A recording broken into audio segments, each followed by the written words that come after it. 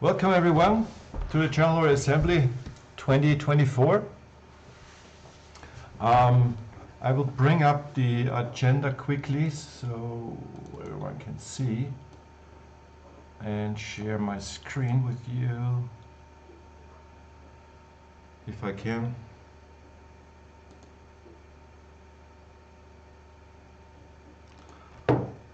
Super, perfect. I can't screen. Oh, here it is. There it is. Okay. So, all right. Ah, come on.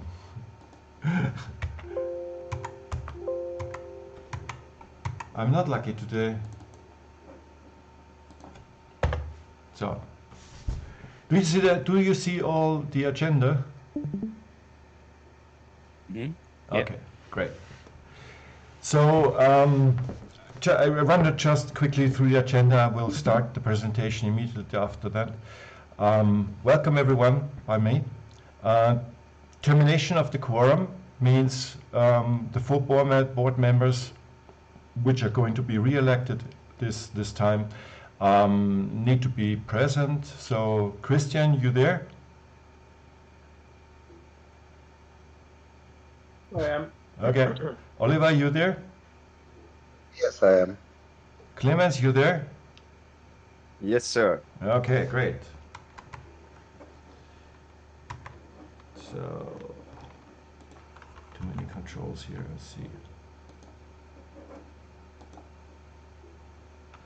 All right, I'm still sharing my screen?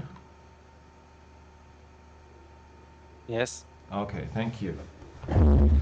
All right then, just a quick overview of the members board. We have board members, ordinary members, who are obliged to vote for new members. We have supporting members, which are separated into several parts, which are scientists, developers, and developer assistants. And you probably find yourself somewhere here. This presentation will also be published via YouTube as a video, but also as a PDF, so you can watch on your browser. Another form of support people are stationers, people who are beta developers. Then we have Earth 360 scientists. Earth 360 is a side project initiated by Yannick Heusinger about a year ago. And yeah, these are the members who are doing tagging Google Map slides. And then we have, of course, patrons and donors. And thank you very much on all those patrons and donors again. We can't do what we do without any financial support. One important thing to note is we are an NGO organization, an association registered in Austria. We may act economically, but the end of the year shall be a zero. So what you're gonna see today in the financial report, which Oliver will deliver, that we are not hurting money, not gaining money by anything we do. So we are just here to support the development of the Sky 360 network by contribution of developers and ourselves, of course. So just a confirmation, our big goal is not changed. We're still focusing on developing a network of 150,000 stations. Important to note is that all these stations, and why we are so picky on this, is that these stations need to be standardized in a way so that the data that is output is standardized. So you can compare apples with apples and not with pears. So a quick review about the last year. Just some minor statistics. A little increase in Discord. We have less weekly visits and also therefore less members per week. There's also a reduction from the USA, but that could be that we published a lot in the first 2 years, so that there's an overhang of US visitors coming in here. Stationers, there's a reduction of 4. 4 did not further go on with beta testers. Patrons +2, community channels are equal. We have sent the same amount of community channels, but 1 more research and development channel. And we are still running on 4 voice channels. Development channels that we use are actually the same as last year. Discord is our main development and community exchange, where most of discussion happens, either in public or research and development channels, or in mutual chats and chat groups. Signal is a backup channel, so we can still communicate with developments should there be any fallout on Discord or any other service. GitHub is our repository, of course. This is the address, Sky360 repository /Sky360. This is the current version we're working on. You won't find much update there because most of the work is now done in chat groups between a couple of developers. People who are in will know. Then we also have the A360 platform, where we share 3D data. So at the end, the outcome of 3D printable models. Drive is still our documentation repo. We are running on a bi-weekly dev meetings. So we have runs of, let's say, 2 weeks. That's the idea, but mostly it's interchange with private chats. So not everything is discussed in this bi-weekly developer meetings. Sometimes there's no developer showing up, so then these developer meetings are turned into community discussions, let's say. So number of developers and still the teams, no big change. The timeline has changed a little bit, of course, because 1 year is further on. Highlighted in blue is still the research and development phase.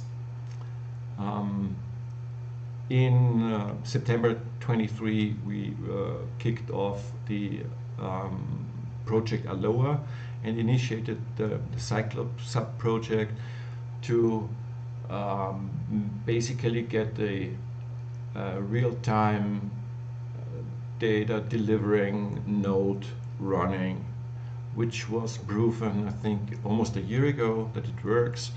And we are now still struggling with adding some components to it. I don't want to go too deep into development discussions, but that's where we are at the moment. In March of 24, so last year, about a year ago, the Earth 360 project was kicked as a side project. We want to support the initiative initiated by Yannick Heusinger to scrap Google Map or satellite imagery for anomalies. And there are certainly a lot of anomalies being found so far, so we'll give you a quick image afterwards. The platform phase where we are right now is we have an operating system on a Orange Pi 5 Plus, 16 gig. We have a camera integration of the QHY 183 and its SDK. We are having ROS2, real-time messaging, implied at, let me say, Sontroy implied it yet, Ida implied it before, and now Christian is implementing it, and next one will be me. And the OpenMCT service was also already running. So at the moment, camera integration into ROS2 is the topic to go. And the next things is, which Sontroy already proved that it works, recording to HDF5, but the next step will be real-time data recording and playback, and further on, further sensor integration, which will be the next Aloha phase. So as a year in review, the lower concentrated hardware is seen here in this image. We're focusing for this first version on the old SkyCam solely, so we get at the end a ROS2 node that can be subscribed to, and it delivers in real time squared image data in 16-bit that can be further processed. The idea of further processing is to attach trackers. There's several approaches to it. One is a group that kicked off, I think 1.5 years ago from us, that concentrated solely on a tracker. The thing is, there needs some adjustments to be done, so when we are there to attach other trackers, then we still have to do some adjustments. Okay, on the signaling side, there's actually no change, so most of you already know this image, so I skip it now. Also, the hardware is still the same. We're working with this Astro camera from QHY. That's an idea of 3D printables that are developed for an integration into the station, the ABS compound. The PTF that two developers are working on and others have worked on before is the guiding scope that shall give us close-up, high-precision tracked images of whatever flies in the sky. And yeah, it's very compartmentalizedly built, so it's very densely built. And yeah. The next slide that you see here is an excerpt of the presentation of Yannick Heusinger's last report. It's actually slide 4, as you see, giving a quick summary of findings. There are interesting things to find on Google Maps, and also when you analyze how they came about and why do they exist in this form and shape. For example, the top left image is very interesting to see that we have 3 streaks almost in a ballistic way, curve. So we have blue, green, and a whitish or black-white shape. And we found out that the imagery is taken with CCD cameras, where there are the 4 RGB layers taken, recorded with a delay to each other. So first is, I think, the red, then the blue, then the green, and then the white. The white is lightness. So what you see here is actually something flying, which is very fastly flying. So what Yannick could recalculate is the time of exposure of 10 milliseconds. So if something flies that way with this speed, showing up only in several frames, subframes, channels that are taken with a delay from channel to channel, he estimated it as a Mach 5 object if it would be close to ground. So anything that's closer to the satellite would be slower, of course. But if it's close to the ground, it would be around Mach 5. So, and a lot of other strange objects were be found, and some are still in discussion what it could be, what it could mean. And yeah, people interested could check it out on our Discord server, Earth360, and before you can enter, you need to agree to the rules. Okay, so this was the outlook. This was the review. Now we come to a financial statement of our treasurer. Oliver, it's your stage. Hello, hi guys. So I please give me the next slide, Richard. A short overview. 2024 was not very exciting when it came to financials. We had an income of 6,400 euros, mainly summing up by the donations via Patreon. We had a small incomes from our enclosure production. We sold one, and from the merchandising articles we sell. So that's the income, 6,500 euros. Our expenses were higher, 8,300. We bought some hardware. You see the merchandising costs for the merchandising articles are 80 euros. When you sum it up with the income, then we have out of merchandising an annual surplus of 40 euros. So we do not have to be concerned that we will be seen as sorry. As win-orientated company. So yeah. We have the enclosure. We sold one. There were some taxes paid from a delivery of last year. So even when it comes to enclosures, we have a loss in 2024. Financial expenses, you can see it's 118 euros covered in this area.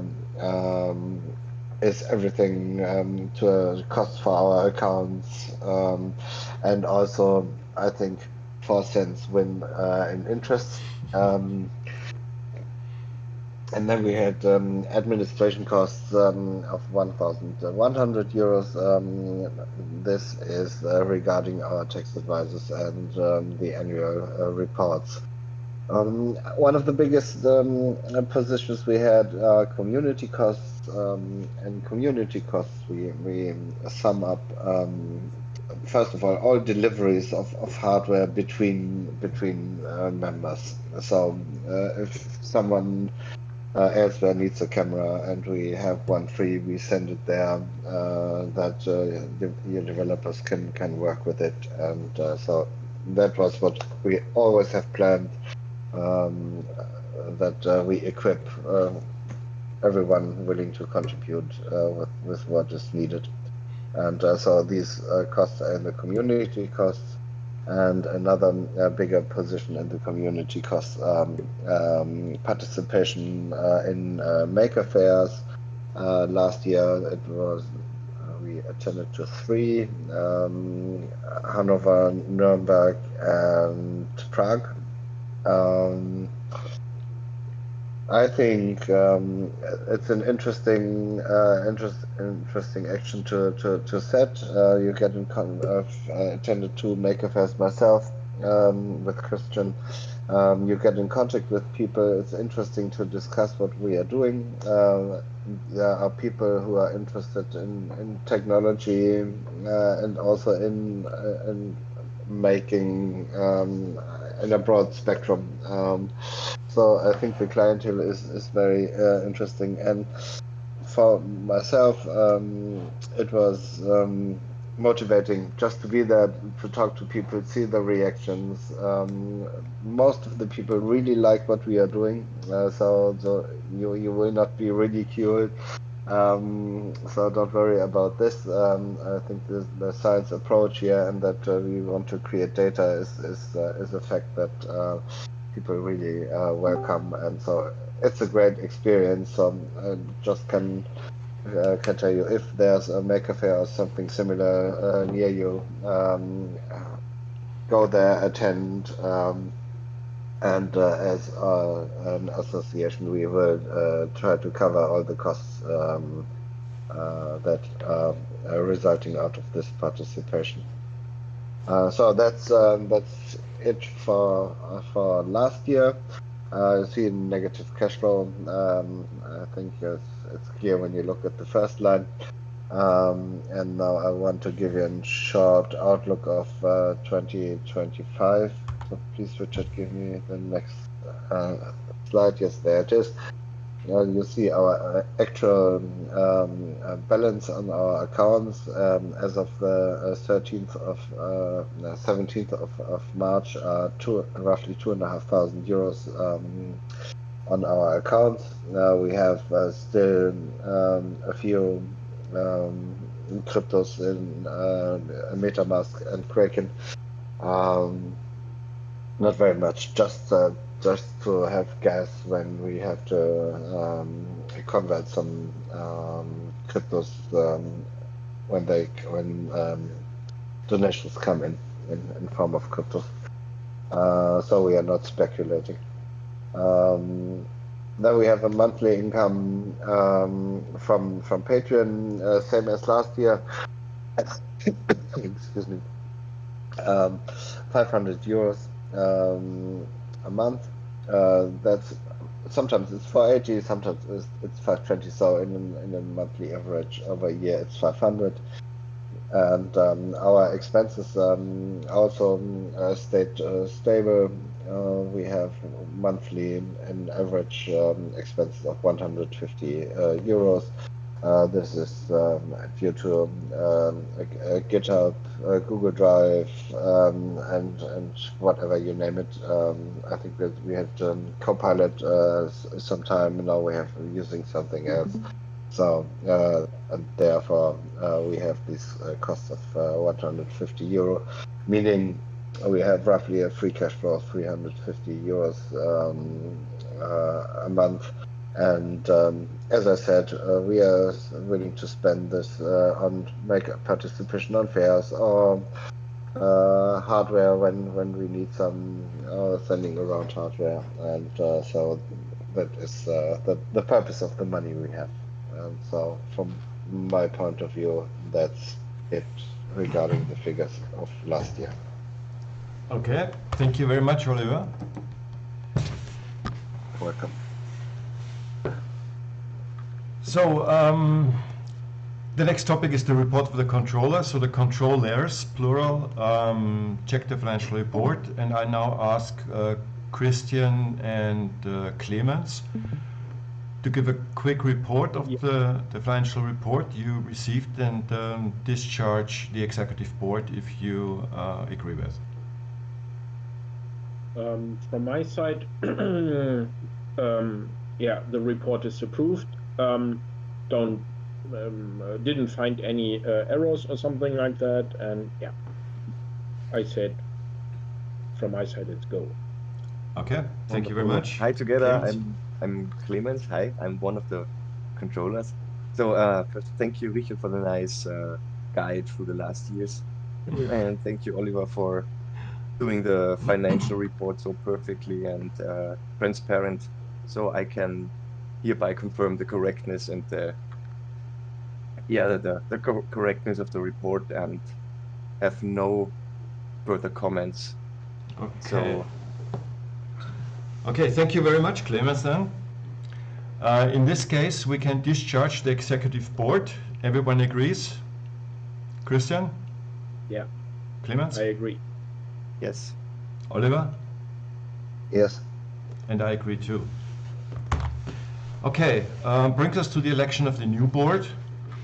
At the moment, we have two nominees. If anyone listening in here now wants to be nominated, please raise your hand or just speak up. Okay. So I state that there is one nominee for a chairman, which is me again, and one person as a treasurer is Oliver.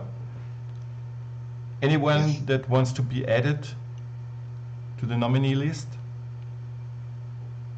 Okay. Then I would say we vote for these current nominees. I start again with Christian. Christian, you agree? Yeah, I agree. Okay. Clemens, you agree? Yes. Okay. Oliver, you agree? Yes. Okay, I agree too. So I call myself the next chairman again. Oliver, I call you the Mr. Treasurer again. So no change here. Controllers, two nominees, Clemens and Christian. Are you still okay with your nomination? Yes. Okay. Of course. If Anyone else to be on the list of nominees? Okay, so I take it that we have 2 nominees. I start again with you, Christian. Do you agree? I agree. Okay. Clemens, do you agree? yes, I agree. Okay. Oliver, you agree? Yes, I do. Okay, I agree too. So by this we have 2 new controllers, which are actually the old controllers. Thank you very much, gentlemen, for your Thank you. for your time and your efforts and all you put in, so we can keep this effort, this endeavor running. And as you know, we are just a little management behind the scenes, and yeah, that's the way we want to keep it. Okay, a quick outlook, which is nothing new to most of you. In software development, next steps beyond the LOA will be event management, of course archive management too. The tracker shall be a 16-bit tracker, not 8-bit tracker. Of course, sensor fusion is the next big thing, especially when we get PTF control and guidance as an additional sensor. And of course, all kind of other sensors. As you see in our research and development base here on Discord, you see that a lot of sensors are tested, evaluated, proven, non-proven. So there's a lot of new sensors that will be added further on. And of course, the integration of external databases. Of course, one important thing is notifications and warnings in the network itself. And yeah, climate control for beyond the 80% of climate situations on this planet. So in ice mode, in ice areas, or in desert areas, whatever. Yeah, I spare you with the rest. It's all what you already know. And by this, I can say thank you very much for attending the General Assembly 2024. We're looking very much forward to working with you again in the future.